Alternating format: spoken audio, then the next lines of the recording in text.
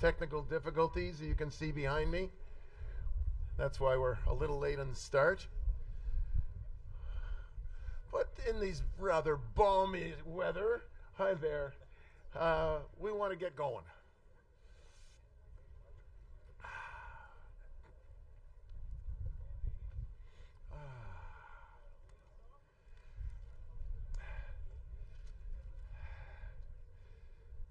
So first off, if everyone could take their seats, please. And don't be shy to huddle up with your neighbor. I notice the back wall seems to be very popular. That's okay.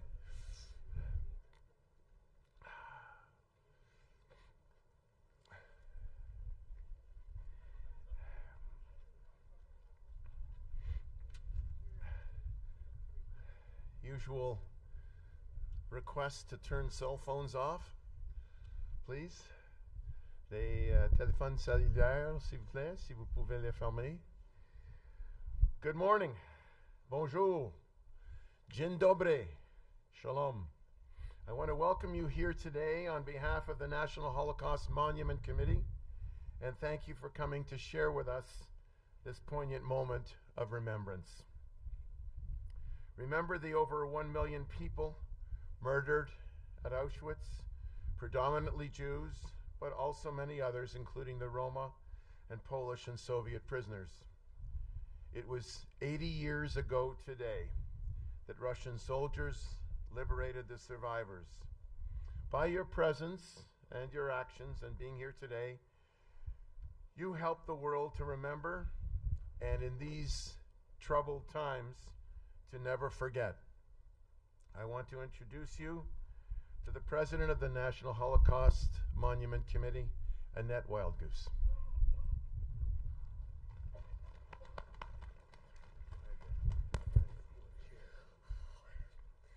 Bonjour et bienvenue au Monument National de Holocauste à Ottawa, ainsi que à tous nos téléspectateurs qui se joignent à nous via live stream. Bonjour. L'honorable Madame Banyadan, ministre des langues officielles et ministre associé de la sécurité publique, bonjour. L'honorable Monsieur Poiliev, chef de l'opposition, membre du Parlement, Mayor Sutcliffe, Your Excellencies, military attachés, members of the interfaith communities, invited speakers and guests, welcome, shalom. I see so many of you whom I recognize, and I see so many of you who are here, perhaps for the first time, to join with us in commemorating the 80th anniversary of the liberation of Auschwitz-Birkenau, 27th of January, 1945, to the date. This day is about the Holocaust. For those who survived, and we have a member, Ruth Katz, who is with us, with Flora Love, who is braving the weather to be with us. Thank you so much. And for those who are still able to tell us their stories, and to those who came before us and cannot. J'ai maintenant le même âge que ma mère quand elle a commencé à parler de l'Holocauste. Toute sa famille a péri dans les camps de Auschwitz et Majdanek.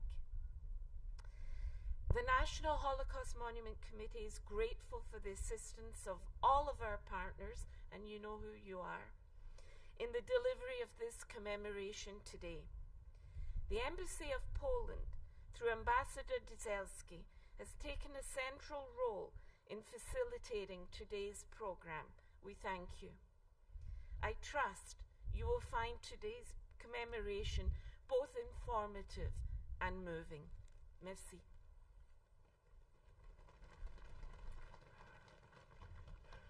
It's wonderful with all the gloves. It's a kind of a muffled applause.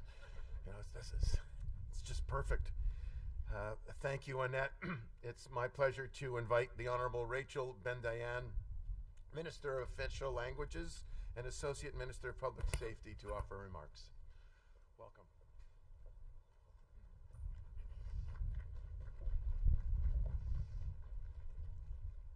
Shalom.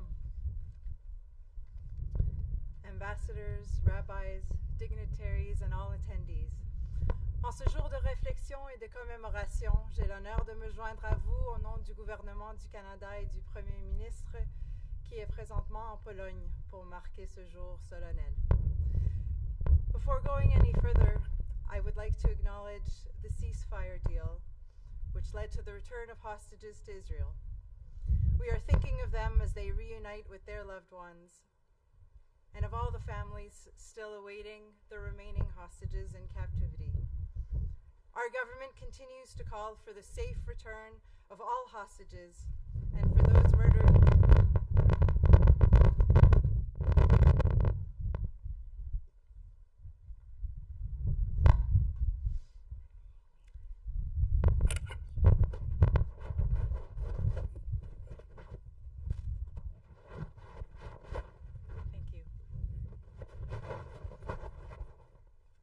Call for the return of all hostages, and for those murdered by Hamas, like Canadian Judith Weinstein-Haggai, to have their remains returned.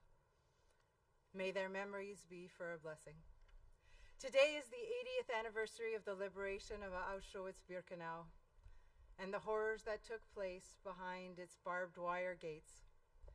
For these last 80 years, the Holocaust has been a harrowing reminder of humanity's capacity for inhumanity, a stark warning for us all to never again allow such hatred and horror to go unchecked. Ces souvenirs, nous les avons gravés dans la pierre ici, du Monument national de l'Holocauste, telle une cicatrice. Et c'est pour cette raison que nous nous réunissons aujourd'hui, pour soigner cette cicatrice, pour nous souvenir de la tragédie qui l'a causée et pour reconnaître que nous en subissons encore les contre-coups. Indeed, we are witness to the rise of anti-Semitism around the world.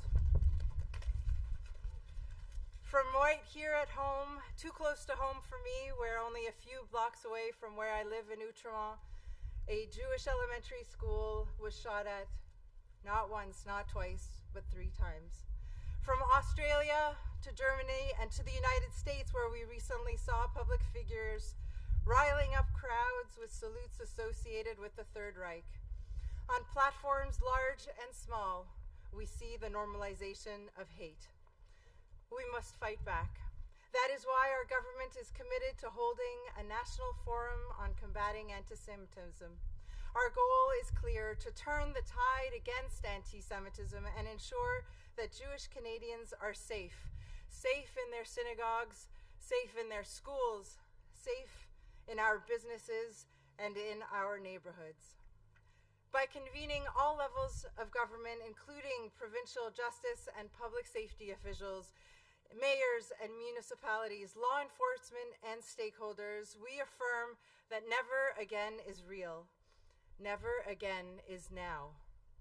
In collaboration with police of jurisdiction and civil society, all levels of government will commit to concrete solutions to address the alarming rise in anti-Semitic violence across our country. Today, I am pleased to announce that our National Anti-Semitism Forum will be held on March 6th, 2025, here in our nation's capital. Ce forum est une occasion de directement confronter la montée alarmante des discours, des gestes et des actes haineux que nous voyons à travers le monde, y compris ici au Canada. Aujourd'hui, soulignons non seulement une commémoration, mais notre volonté à éradiquer l'antisémitisme. In 2024, I helped put together a $90 million package from our government, which included creating a new permanent National Holocaust Remembrance program, which included supporting the construction of the Montreal Holocaust Museum, which included funding to keep our communities safe against hate-motivated crime. We redoubled and expanded our efforts to protect our synagogues, our schools, and our community centers through the Security Infrastructure Program. And today Today, I am pleased to announce that 6 projects have been approved for funding under the new National Holocaust Remembrance program, funding to support initiatives that seek to preserve the memory of the Holocaust and help improve Canadians' understanding and awareness of the Holocaust and of contemporary forms of anti-Semitism. The very worthy organizations receiving federal funding are the Canadian Society for Yad Vashem, the Friends of Simon Wiesenthal Center of Holocaust Studies, the Jewish Federation of Victoria and Vancouver Island Society, le Musée de l'Holocauste de Montréal, the Vancouver Holocaust Education Center, and the Toronto Holocaust Museum.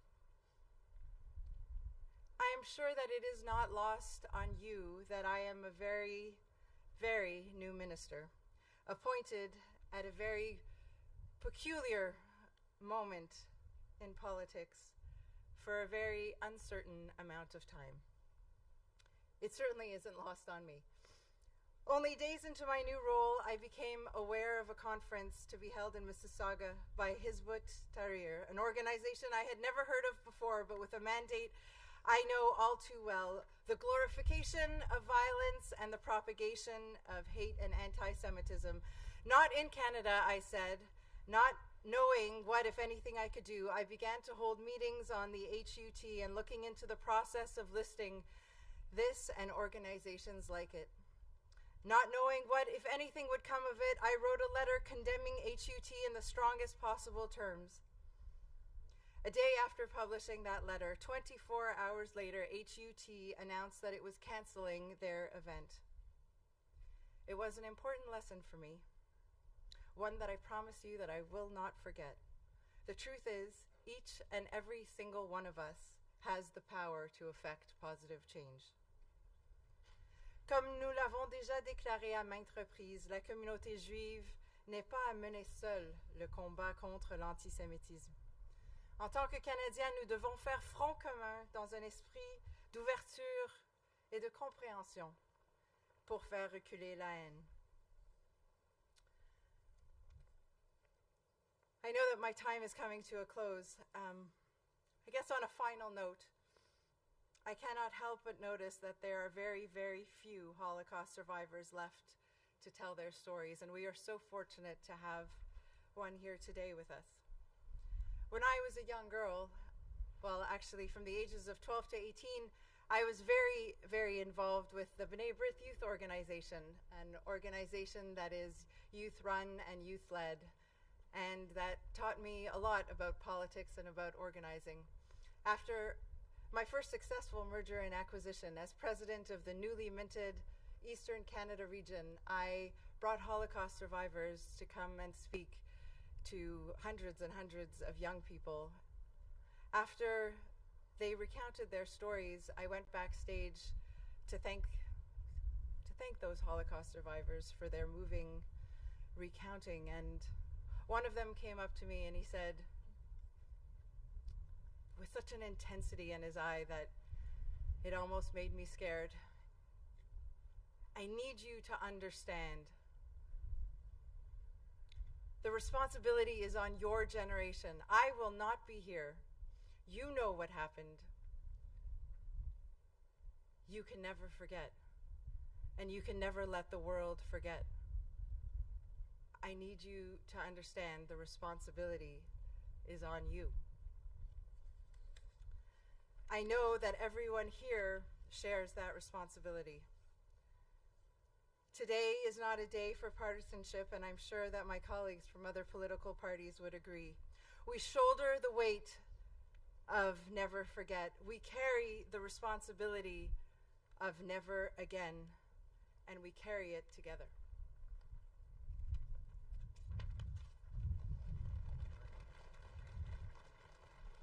Toda rabba, Rachel. I'd next like to invite the leader of the official opposition, Pierre Poilievre, who's no stranger to this event. Pierre, some words, please.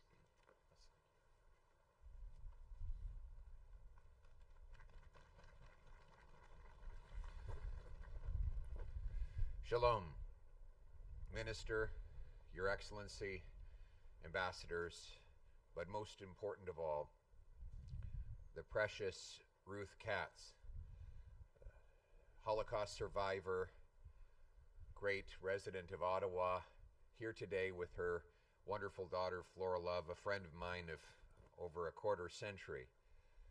Thank you for your courage and your persistence in carrying on this story.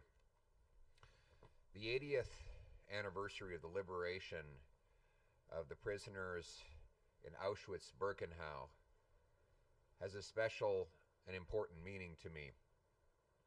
About 15 years ago, I was tasked with representing the government of Canada at the March of the Living, which is an inspiring gathering of survivors and Jewish youth who walk from Auschwitz, the first concentration camp, to nearby Birkenau, which was by far the most prolific.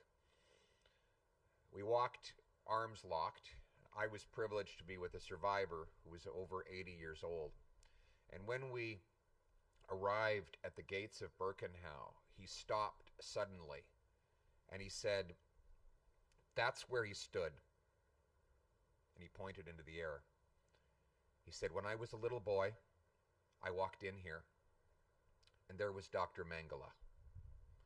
And Dr. Mengele, with the wave of a hand, would decide what would happen to each prisoner after a glance.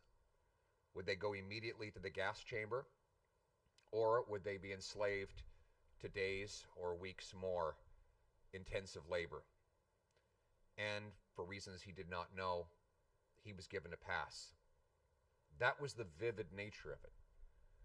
Mengele was probably the personification of evil on earth. He exemplified all that was evil about the Nazi regime, the cruelty, the murder, the twisted and perverted ideologies. An ideology that, though it did tremendous damage and killed over 6 million Jews, was ultimately defeated. The Jewish people triumphed. As I noticed symbolically, when I looked around to see the beautiful stars of David flying on Israeli flags all through that march. In the background was the echo of a cantor singing the psalmody, Psalm 23. "Yea, though I walk through the valley of the shadow of death, I shall fear no evil." We were literally in the valley of the shadow of death, with the barracks on each side and the lower ground in the middle. And we looked around as Jewish children placed stones on top of stones that they used as makeshift memorials, as if to say, "We haven't forgotten you. We still remember you. We still love you." That is the triumph of the Jewish people, who then later gathered their numbers and gave rebirth to the great state of Israel. And now, in that state, the Jewish people are the only people I know of who speak the same language, worship the same faith, on the same land as they did 3,000 years ago. And that doesn't mean it's without difficulty. We had all hoped that we had left the ugly, authoritarian, socialist ideologies of fascism and communism behind. But they came roaring back with extreme and radical movements. New threats emanating from Iran metastasized and exploded back into the forefront on October 7th. An unprovoked attack that was deliberately designed to carry out the maximum amount of cruelty against the most innocent people. A seven-front war initiated by Tehran seeks to carry out a Holocaust-like attack on the Jewish people. October 7th was the biggest massacre of Jews since the Holocaust. But in the period that had followed, Israel has fought back. The regimes and the terrorist groups that sought to annihilate Israel have themselves been annihilated. And Israel has friends, as do the Jewish people. Friends that will stand through thick and thin, through fire and water, not equivocating, not speaking out of both sides of our mouth. We must stand with the Jewish people and the state of Israel in their effort to preserve their existence and to live a peaceful, democratic life. And that should not be taken for granted. We see on our own streets anti-Semitism, guided by obscene, woke ideologies that have led to an explosion in hate crimes. Hate crimes were up over 100% in Canada before October 7th. Now they're up 251%, with Jews being the principal victims of those crimes. We must not just condemn these things, we must take action against them. We must deport from our country any temporary resident that is here on a permit or a visa that is carrying out violence or hate crimes on our soil. It was obscene that the IRGC remained legal in Canada for 4 years after it killed 55 of our citizens in the attack on PS Flight 752. It is outrageous that 700 IRGC officials are on Canadian soil, many of them living the lap of luxury on the fruits that they stole from their own people. And we must condemn when our own government gives grants for anti-racism to people like Leif Maruth, or appoints Birju Datani to head up the Canadian Human Rights Commission. We must stand up against these outrages and stand for bringing our people together, united in our common values, our common freedom, and our common love for our country and for humanity. Because in the end, we know the Jewish people will prevail. We know the state of Israel will live on. We as Canadians must live on as allies and friends, so that when we say never again, we mean it.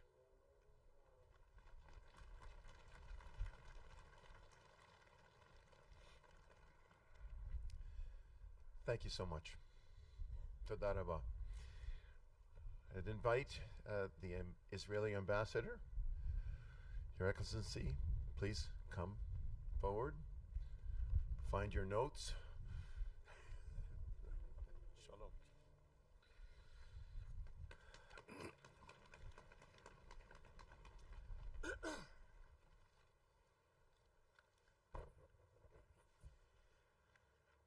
80 years ago today, an ocean away, the 322nd Rifle Division of the Soviet Red Army marched through Poland's Auschwitz death camp's gates. On that day, from amongst countless articles of clothing and 8 tons of human hair, they were able to liberate 600 corpses the ovens had not yet incinerated, along with close to 7,000 remaining captives they were horrified to discover near death and under the most inhumane conditions. All told, Auschwitz has purged Europe of over 1.1 million Jews, my grandparents and grand-aunt among them. Today we commemorate the events culminating in that date in the past and in promise to the future. In promise to forthcoming generations of future free from repetition of horrors of the past, free from ignorance, from intolerance, free from hate, terror, and genocide. On October 7th, 2023, a lifetime from the date we commemorate, evil's proxies violated its promise at Israel's southern border. There they repeated history's most disgraceful patterns proudly for the world to see. In response, and around the world, we witnessed the resurgence of toxic patterns of ignorance, hatred, and denial. Old lies and libels, acts of violence, renewed and reborn. We witnessed leaderships and legal bodies bent to terrorist politics and under lawfare diplomacy easily confuse the pitfalls of appeasement for the promise of peace. In Canada, we experienced a 670% rise in anti-Semitic incidents in the year following October 7th. Jewish schools, synagogues, and institutions across Ontario, Quebec, and British Columbia were targeted. The entrances to Shaare Zedek Synagogue in Vancouver, Beit Tikva Synagogue in Montreal, and Toronto's Leobec Jewish Day School set ablaze. Jewish cemeteries in Montreal, Ottawa, and Toronto desecrated with Nazi symbols. A hateful anti-Israel protest outside Ottawa's Soloway Jewish Community Center, directly across from the Hillel Lodge term care facility for seniors and before the very eyes of its Holocaust survivors residents. Gunshots were fired upon Beis Chayamushka Jewish Elementary School in Toronto on 3 separate occasions. Violent acts and incitement to hatred, striking at the moral core of Canadian society and its commitment to the preservation of civil liberties, all demanding a response, all crying out for action from all levels of Canadian education, law enforcement, and government. At Israel's border in Gaza, a lifetime from the promise of the day we mark today, Jews are once again held captive. 90 remaining hostages, dead or barely alive, are confined once again, suffering the most deplorable physical and psychological tortures. At the close of today, their captivity will have lasted an interminable 480 days. That is more than 11,480 hours, over 689,780 minutes, more than 41,380,880 seconds, each an eternity in terror. As I stand before you here today, an ocean and 8 years away from the liberation of Auschwitz and a lifetime from the promise of that date, I call for the liberation of all those who remain in captivity. I call for the release of all remaining hostages as I rededicate the promise of this date under the force of history for prosperity's sake and guaranteed now by virtue of one single great distinction not present at that time, and that is Israel. Israel restored, robust and resilient in the shadow of Auschwitz, returned to its ancestral land from which it stood and from which it will stand eternal against all attacks upon itself and upon its people, no matter where they be. With history as our witness and underlying promise of Israel, the Jewish people remain united, poised to prevail. With Israel, we are no longer condemned to cruel repetitions of history, nor will we abide persecutions or pogroms or Holocaust within or without our borders, not at home and not abroad.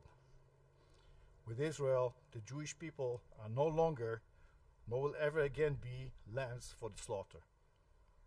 With Israel, we are the grizzly defending her lair, tearing tooth and clawing nail for the return of her cubs. We are the lion rampart of Judah, restored on its ancestral den, calling our children back home, roaring, reminding our enemies and our allies that we are the fulfillment of promise, Holocaust remembrance and liberation, just as we continue to fulfill that promise against the rising of global anti-Semitism. For the sake of our people, as for the sake of those freedom-loving peoples of this world. Thank you.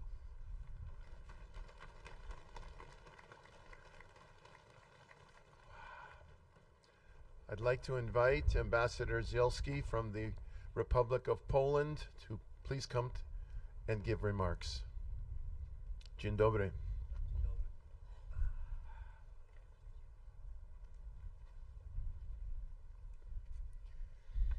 It is chilly today, but that's the way it should be on this day.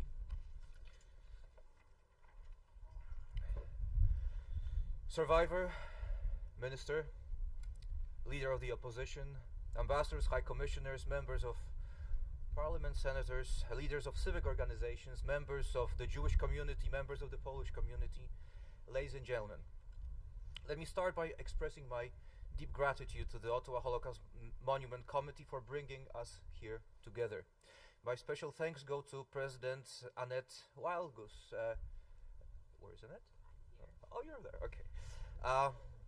A person of great heart and spirit, a wonderful organizer and a great friend of the Polish Embassy and the entire diplomatic corps in Ottawa. Standing here today as we commemorate the 80th anniversary of the liberation of Auschwitz-Birkenau, we are bound not only to remember the tragic events of World War II, but also deeply reflect on their universal significance for the present and the future. World War II was the most devastating conflict in human history, claiming over 60 million lives worldwide. Occupied Poland was one of the main stages of these tragic events. It was on our occupied soil that the aggressors, Germans, Soviets, implemented their horrid plans. Former Nazi German concentration and extermination camp Auschwitz-Birkenau became the symbol of unimaginable cruelty. Auschwitz-Birkenau is not just a historical site, it is a universal symbol of inhumane suffering. The majority of victims there, Jews, nearly 1 million people. The second most numerous group, some 70,000, were non-Jewish Poles, and the third most numerous, about 21,000, Roma and Sinti. About 15,000 Soviet POWs and some 12,000 prisoners of other ethnic backgrounds, including Czechs, Belarusians, Yugoslavians, French, Germans and Austrians, also perished there. As a Pole, my consciousness is filled with images of history, including these events. I have visited and toured Auschwitz about 30 times in my life, and each time this place overwhelms me with its emotional silence and the weight of history. For us Poles, despite passing time, the topic of World War II is one of the cornerstones of our national identity. With this, we understand that in other parts of the world, access to knowledge about these events is much more limited. This is why we make sure that the education about the Holocaust and Auschwitz remains vital on global scale. It is through education that we have a chance to protect our future generations from similar tragedies. Today, at Auschwitz-Birkenau Museum, the extensive commemorations are coming to a close. A large-scale event with participation of thousands of guests from around the world. Around 50 survivors. 4 of them spoke in the presence of the heads of states and governments, including Poland's President Andrzej Duda, King of the United Kingdom Charles III, Prime Minister of Canada Justin Trudeau, German Chancellor Olaf Scholz, and many more. This recognition is extremely important. It helps to carry the message to the entire world, a message of humility in the face of unimaginable drama. For all of us, including diplomats, civic organizations, educators, the duty to preserve the memory is crucial. We must resist disinformation that seeks to diminish or distort the truth about the Second World War. Our task is to promote wisdom that will help prevent such tragedies from recurring in future. In a moment, you will hear from my good colleague, Mr. Piotr Cewiński. He has been director of the Auschwitz-Birkenau Museum since 2006. He has been an icon to those dedicated to preserving the memory of World War II, the Holocaust, promoting human rights and combating distortion, anti-Semitism and intolerance. For myself, I thank you for your presence here and commitment to this exceptional anniversary. Together, let us build the world where Auschwitz remains only a historical symbol and not a returning reality. Thank you. Dear friends, only by that way I can be present with you in Ottawa, in Canada, on this very day of the liberation of Auschwitz. It's a very special and moving day. We are celebrating, of course, the liberation, but we are thinking about all the victims of the German Nazi camp. We are thinking about the victims of the Shoah all around the occupied Europe. We are commemorating all those people who were fighting against the Nazi Germany. But we are, first of all, together with the last quite important group of survivors who were able to join us at this very place of Auschwitz-Birkenau for those ceremony. I think the remembrance now is something absolutely crucial for the future of our world, a future that is certainly not predictable in an easy way. We don't know what will be in 2, in 5, in 10 years. There are so many problems in so many parts of our world. The aggression of Russia against Ukraine, as a very complex situation in the Middle East, also in Israel, many other problems that we are observing around the world. But I think that the remembrance is one of the most important, perhaps, key in order to oblige us to rethink our way to act, our way to not do anything sometimes, our way to think about the future of the world, our way to define our own place in this world. I would like to thank you, the Ambassador Dzielski, and all the team of the Polish Embassy to organize this gathering for the anniversary of the liberation and for this incredible day of commemoration. I hope that it will be one step for a world where all kind of anti-Semitism, xenophobia, hate speeches will play a less present role than it is sometimes now. Thank you.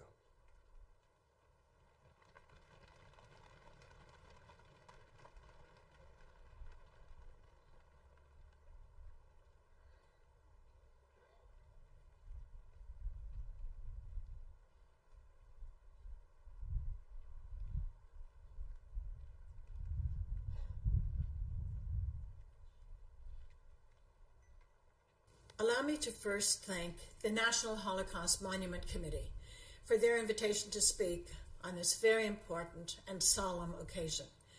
The committee's tireless work to keep the memory of the Holocaust alive should never be taken for granted. It is a gift to all of us, so thank you. We are gathered today to mark the 80th anniversary of the liberation of Auschwitz-Birkenau, a moment to reflect on the horrors of the Holocaust, a tragedy in which 6 million Jews were murdered simply because of who they were. Auschwitz stands as a haunting reminder of where unchecked hate, indifference, and propaganda can lead. L'Holocauste n'est pas commencé avec des chambres à gaz. Il a commencé avec des mots et la haine. Cette haine persiste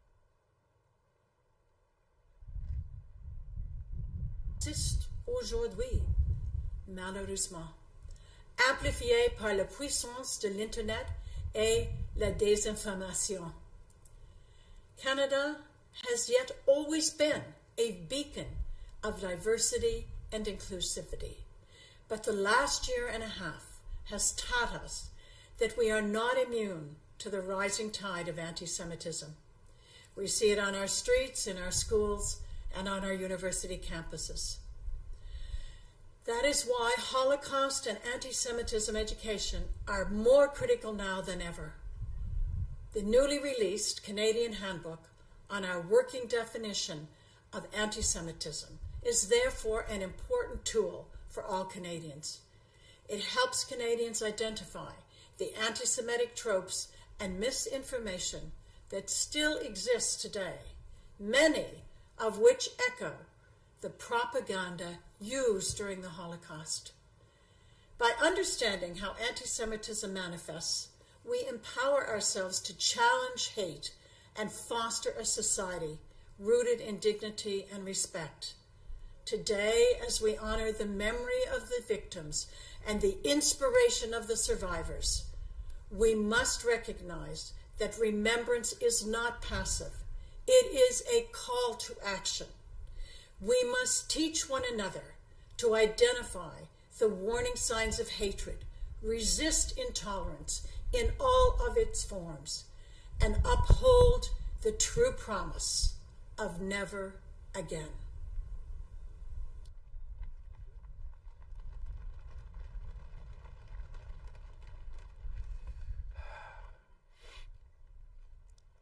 That was Deborah Lyons, Special Envoy on Preserving Holocaust Remembrance and Combating Anti-Semitism.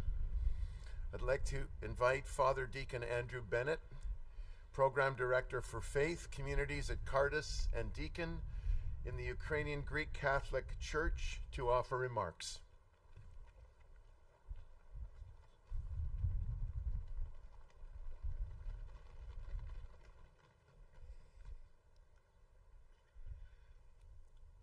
what does one Christian do when confronted by hatred and the demonization of his fellow human beings? The faithful Christian looks to the example of Christ on the cross, who emptied himself for the life of the world. As we remember today the liberation of Auschwitz-Birkenau and all that it represents, I am mindful of 3 of my fellow Ukrainian Greek Catholic clergy who sacrificed their security for the sake of others. Blessed Omilian Koch, pastor of prisoners at Majdanek. He said this when he learned that his fellow Greek Catholics were trying to save him from Majdanek in 1944. I understand that you are trying to free me, but I am asking you not to do anything. Yesterday they killed 50 people here. If I were not here, who would help them to endure these sufferings? I thank God for his kindness to me. Apart from heaven, this is the only place I'd like to be. Here we are all equal: Poles, Jews, Ukrainians, Russians, Latvians, and Estonians. I am the only priest here. I couldn't even imagine what would happen here without me. Here I see God, who is the same for everybody, regardless of the religious distinctions which exist among us. Do not worry, and do not despair about my fate. Instead of this, rejoice with me. Blessed Clementi Sheptitsky, hegumen of the Univlavra, priest martyr, who worked with his brother Metropolitan Andrei Sheptitsky, Metropolitan of Lviv and Halich, to save dozens of Jews, often hiding them in the monastery or the palace of the Metropolitan of Lviv, forging false identity documents, including saving the sons of the rabbi of Lviv. Metropolitan Andrei Sheptitsky wrote this in 1936, seeing what was coming. Dear brothers, I must warn you very decisively, seriously, and before God against any acts of violence under the guise of so-called anti-Semitism that is being so strongly promoted by part of the Polish press and by others. Divine law commands us to avoid all wrongdoing to our neighbors, and each person knows that it would be an injustice to beat, kill, slander, harm our neighbor's health and property, set his house on fire, destroy his belongings. All of this is against divine law. It is a sin. It is a mortal sin, whether it be committed against Christians or against non-Christians. This is why I very much caution you against inciting such acts of violence. These powerful words remind us about how we must act in the face of resurgent anti-Semitism. While we must remember the past, especially on this day, this 80th anniversary, and we must clearly understand the horrors that occurred, we do not live in the past. We live now. So what will I do now?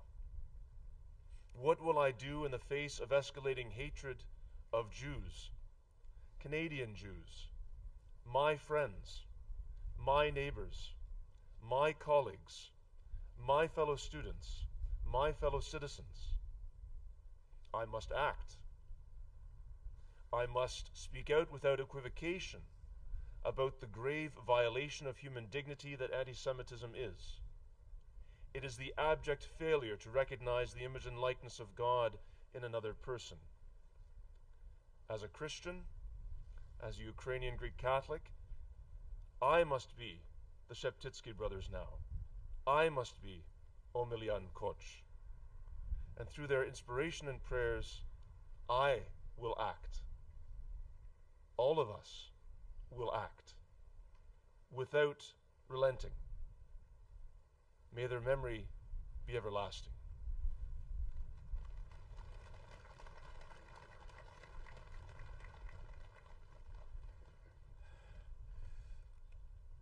Thank you, Father Deacon. And you are unquestionably the winner of the most appropriately dressed person here today. I'd next like to welcome Noah Shack, the interim CEO of the Center for Israel and Jewish Affairs, to offer remarks. Noah?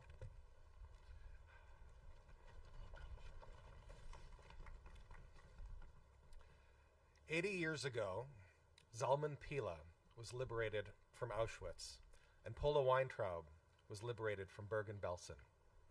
Against all odds, they survived the Nazi death camps, the sole survivors of their large families. They found each other again after the war, married in a DP camp, and came to Canada to rebuild their lives, seeking out the promise of this great country.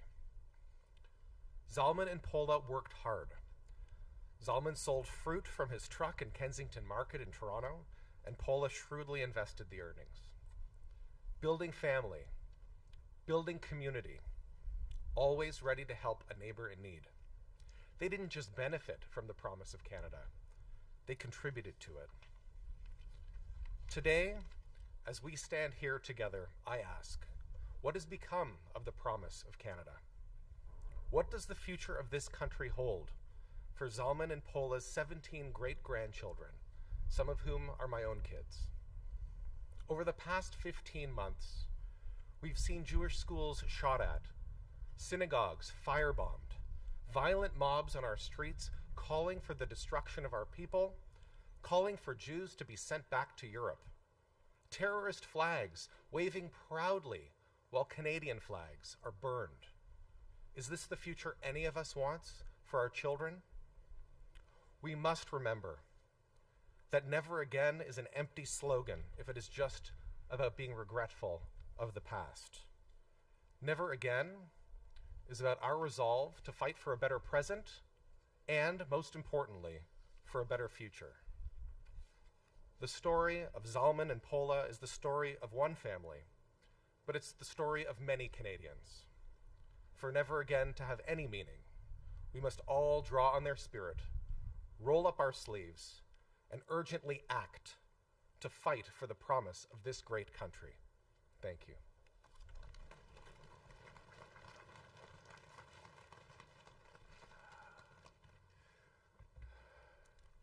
I'd like to welcome Karen Palayo, Chair of the Jewish Federation of Ottawa. Karen, please come forward.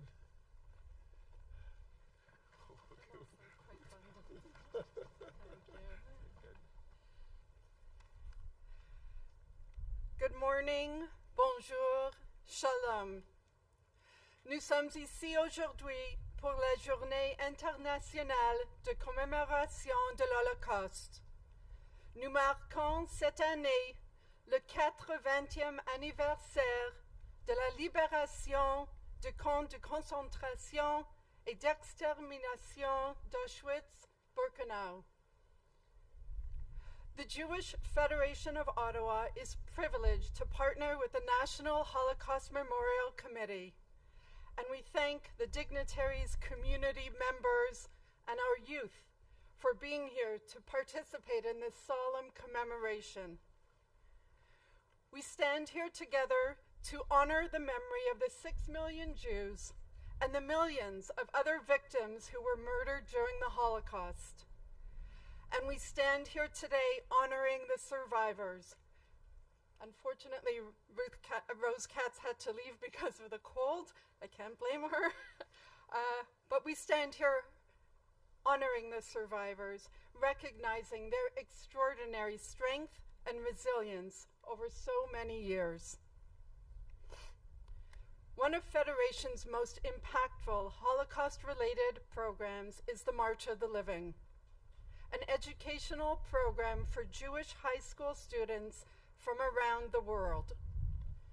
In preparation, the Ottawa students learn about the history of Jews living in Poland and throughout Europe, the rise of hatred and anti-Semitism, and how this ultimately led to genocide. They learn about the victims and the perpetrators, the bystanders, the collaborators, and the righteous among the nations. The students then embark on a journey, spending 1 week in Poland, bearing witness to the tragedies of our past, followed by 1 week in Israel, celebrating the survival of the Jewish people. In Poland, the students traveled to several concentration camps, including Auschwitz-Birkenau. They visit towns that were once home to thriving Jewish communities, and they walk deep into forests, concealing large mass graves. The students have had the privilege to travel alongside Holocaust survivors who share their personal stories of loss and survival. There is a powerful quote by Elie Wiesel that says, when you listen to a witness, you become a witness. The survivors are living witnesses to the horrors of the Holocaust, and in listening to their testimonies, the students become witnesses themselves. They, in turn, take on the sacred responsibility to preserve these stories and carry the voices of the survivors forward from generation to generation. Today, as we remember those who perished and honor the survivors, we look to our future with hope.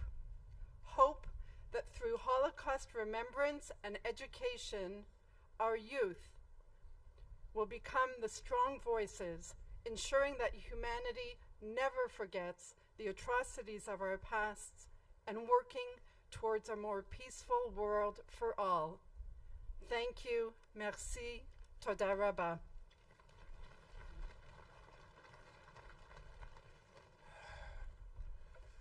Hang in there, folks. We only got a couple more. Whew. David Gurnovsky from B'nai B'rith, Government Relations. If you would please come forward, David, and say a few words. Okay, go ahead. Thank you. Yep. Good morning, everyone. I'm here today on behalf of B'nai B'rith Canada, this country's most senior human rights organization, which is proudly celebrating its 150th anniversary this year. 2025 also marks a more solemn milestone, the 80th anniversary of the liberation of Auschwitz. It is insufficient to merely mark the somber occasion. Our paying tribute to over the 1 million people who died in Auschwitz,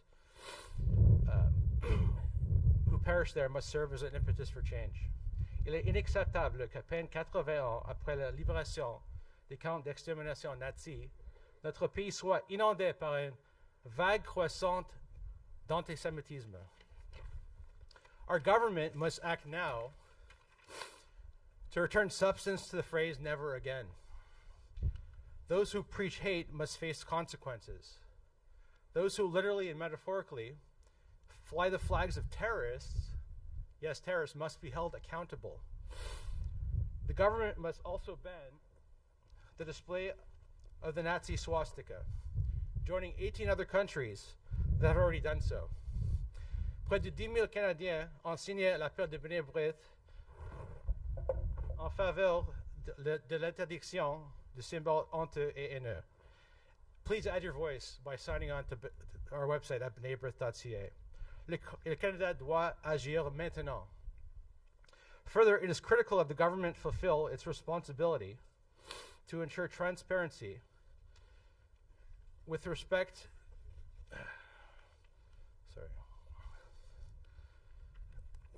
to its with respect to the nation's Holocaust records. Canadians deserve to know the extent to which prior governments were complicit in the immigration of alleged Nazi war criminals to Canada following the Second World War. David Maida, senior honorary counsel for B'nai B'rith Canada, stated, only through public access to Canada's Holocaust archives can we learn the lessons from those archives. Les générations futures des Canadiens ne doivent pas être privées de la possibilité de tirer des leçons du passé de notre nation. May the memories of the over 6 million victims of the Nazi persecution never be forgotten. and forever be a blessing. Thank you.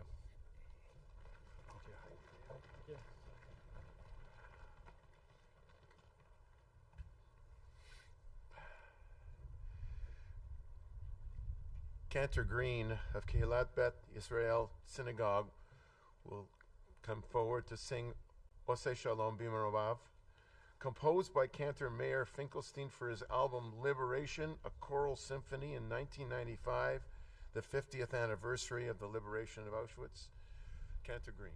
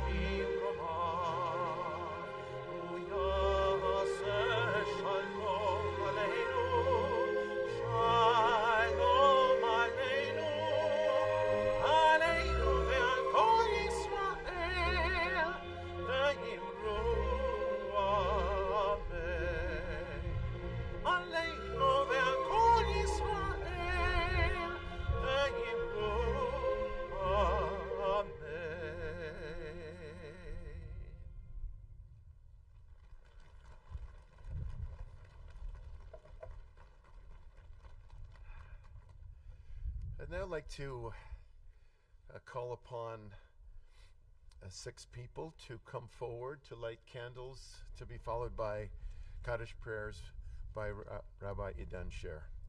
So Joel Diener, I understand Ruth Katz and Flora Love have left. Flora Love, you can come forward, please, over here. Richard Marceau, Richard,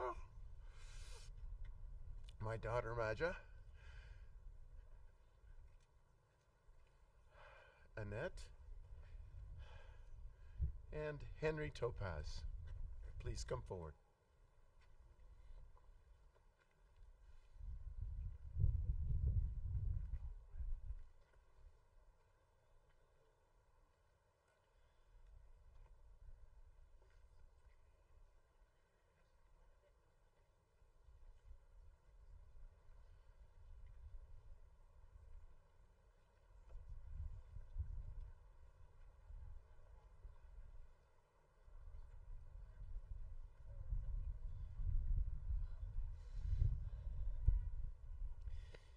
Not too many years ago, we stood at Medanik, at that very spot where Pinchas Guter, a Canadian Holocaust survivor and a recent appointee to the Order of Canada for the Holocaust education he had committed his life to. And we stood at that very spot where he last saw his sister before she walked into the gas chambers.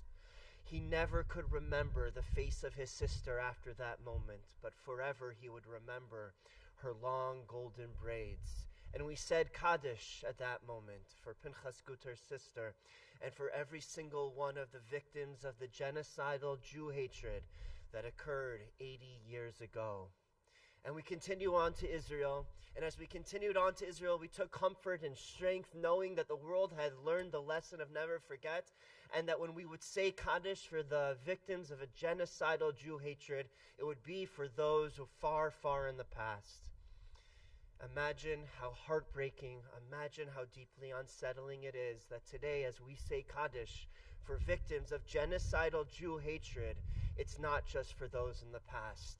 Rather, even today, as we find out the news that a number of the hostages to be returned are going to be returned to their beloved families for burial. We ask everyone to please rise as we recite the Kaddish for the victims of the Holocaust and for the anti-Semitism and the genocidal Jew hatred that devastatingly impacts us to this very day. Yiskadal v'yiskadash shemei Rabbah bi'alma divrach chirusei v'yamlich malchusei b'chayechon uvyomechon uv'chayei dechol beis Yisrael ba'agala uvizman kariv v'imru amen. Yehi shemei Rabbah mevarach li'olam u'li'olmei olmaya. Yisbarach v'yishtabach v'yispa'ar v'yisromam v'yisnaseh v'yishadar v'yisaleh v'yisalal shemei dekudsha berichu le'ela min kol berchasa v'shirasa tush bechasa v'nachamasa da'amiran bi'alma v'imru amen. Yehi shalama rabba min shemaya v'chayim aleinu v'al kol Yisrael v'imru amen. Oseh shalom bimromav hu ya'aseh shalom aleinu v'al kol Yisrael v'imru amen.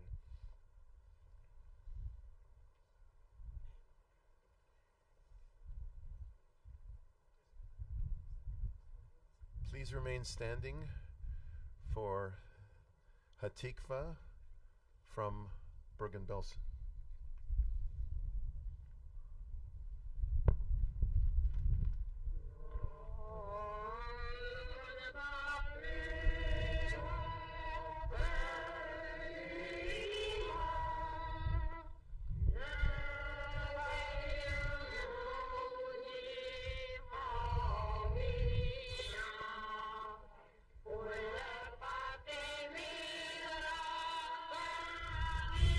Thank you.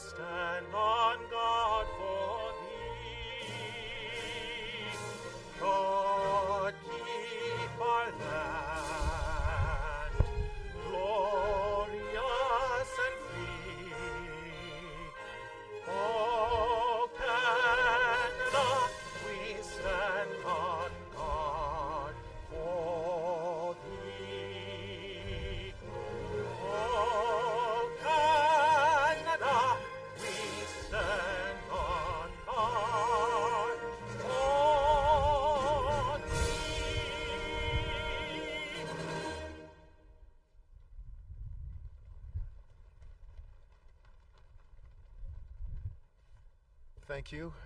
Thank you for being here today and toughing it out. Merci beaucoup. Chankuya Barza. Tadaraba. We are going to ask all of the dignitaries to come forward for a photo op with the We Remember signs, many of which blew away. Please come forward. And that concludes our official ceremonies today.